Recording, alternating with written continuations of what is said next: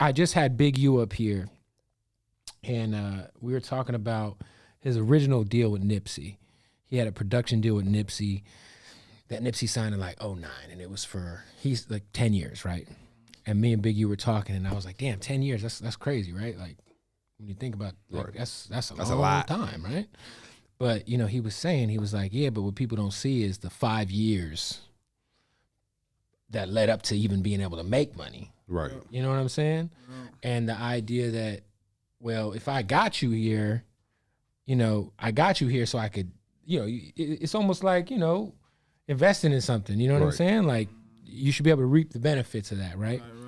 And he brought you up in the situation that you had with Megan.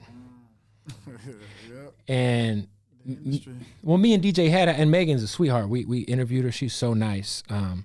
But we had a conversation, and it's like, and I manage artists, you know, and it's like, yo, I'm not saying that Megan wouldn't have made it with or without you, right? Because she's fucking immensely talented. Yeah. But you took a chance on her. You invested in her. She signed the paperwork. Right. What would you say, like, what did you learn from that situation?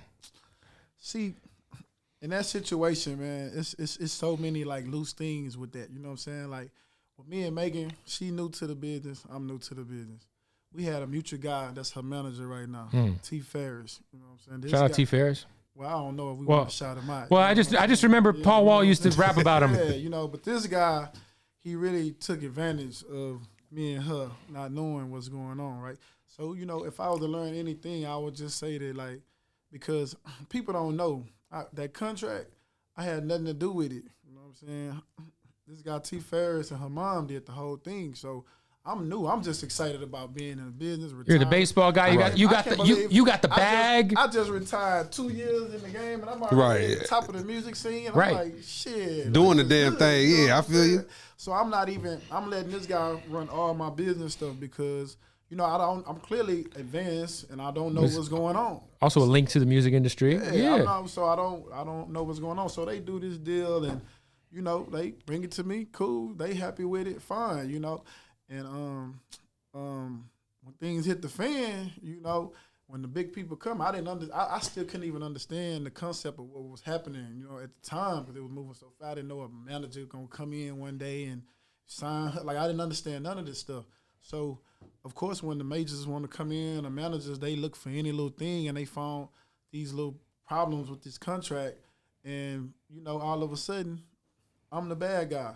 But at the end of the day, I just learned that, you know, that type of stuff, you need to just know about it. Contracts, you know, understand, do people the right way, you know, and just try to be on top of your business more. Well, I think that the perception was that you had signed her to a shitty deal. Yeah. And I'm not sure that that's the I mean, I think that might be obviously misleading. Yeah, that's what social media read, social media. So this is the thing with that, you know, like I say with the deal, like, okay, we gave a 60-40 profit split. Like, nobody gets no. Which is great. You know, people just didn't understand contracts, and they wanted to just blame somebody. You know, they wanted to get out of the contract. They wanted to just void it. She just wanted to go to Roc Nation and be under Jay-Z and all that cap shit.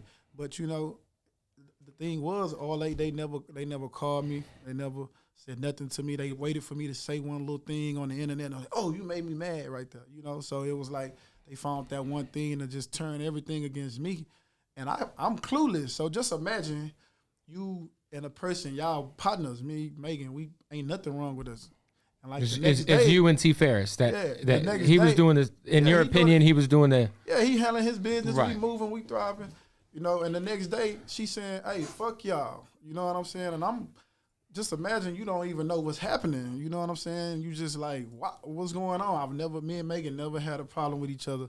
Always gave her what she wanted. Never told her no a day in my life. You know what I'm saying? And it was just like, damn. You know what I'm saying? So what happened? Well, of course, when you call the T. Ferris guy, he's playing both sides, doing the end around. He called me crying one day saying that, oh, she don't want to fuck with us no more. And he know that's going to get me going like, oh, she don't want to fuck with us. Well, shit, let's go handle our business. Yeah. Well, then you go tell her, he said, fuck you too. You know what I'm saying? That type of shit. Wow. And the next thing you know, she like, to this day, me and her never even talked about nothing that happened. This guy, if you notice, this guy T. Ferris, you never hear from him. He never say nothing. You never nothing because he don't want to say nothing. He claims that, oh, I just don't want the fame and this and that. But you was the cause for all this problem. Like, it never was a problem with me and Megan. But this guy, he hides and he like, you know, he probably gonna try to, you know, say, oh, I'm defamation for character. The stuff he like to say, but I don't care because I know what the truth was. But, you know, if it wasn't for this guy, when her mother passed, he jumped in up there. If it wasn't for this guy, me and Megan would still be cool right now. And as of right now, yeah, are you still benefiting from her career at all? Yeah, I mean, we still locked in. You still got the pay? Okay, That's why okay. I call it Jay-Z, so people want to say, oh, well, you ran a Lil J, you know, and this and that. It was like, well, that's the only person I knew who understood what was going on. Like, who else was I going to call? You know what I'm saying? Had not I did that, Rock Nation was going to take everything from me. I wouldn't have got nothing. You know what I'm saying? I would have just been like... Or they'd look at you like you're the little guy, yeah, like, you know? You the sheep, you don't got nothing. We finna take your shit from you. Like, you don't got nothing. So having